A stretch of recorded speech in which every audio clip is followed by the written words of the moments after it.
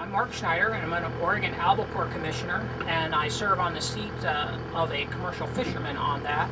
That's it's a marketing branch of the Oregon Department of Agriculture, and so we do marketing and product research and development kind of projects, and we also do a lot of public education.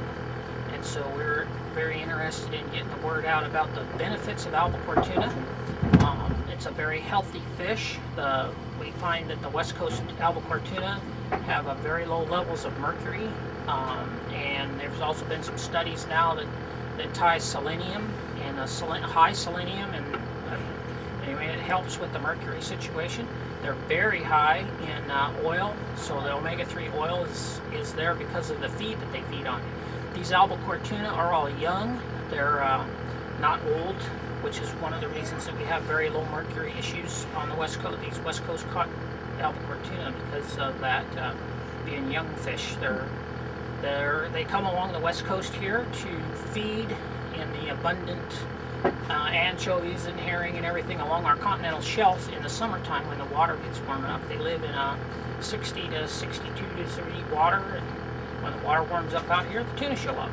We are trollers, which is we drag jigs on the surface, albacore surface feeders, and so we are dragging up to 10, some boats will drag up to 10, 12 jigs at a time, and so we are fishing about 10 jigs ourselves, and then that works out pretty well. We, like I say, the albacore are surface feeders, so they come up and hit our jigs on the surface, and so we know when they're there, and we can reel them in. We use gerties, and each fish is caught on an individual hook.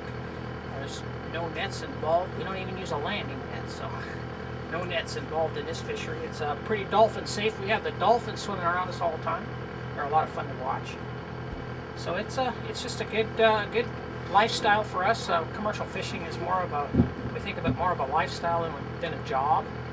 So it's not 9 to 5. It's sunrise to sunset, and very little sleep in between when we're out on the ocean. The albacore fishery itself is a very clean fishery. There's very little bycatch. We do catch an occasional bluefin tuna when they're around. A couple of the other species we catch are a yellowfin. It's a sport fishery fish. We catch maybe one of those in a season. Every once in a while, a sailfish might bite a jig, but we never get them on the boat. So it's a clean fishery for albacore. That's pretty much all we catch is albacore. The other type of fisheries that you find around the world in terms of albacore fisheries, there is a long line fishery, and that's why they call it that.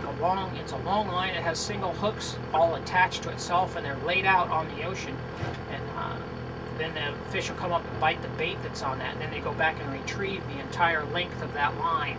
So they have a big reel on the boat. So it's a completely different kind of fishery.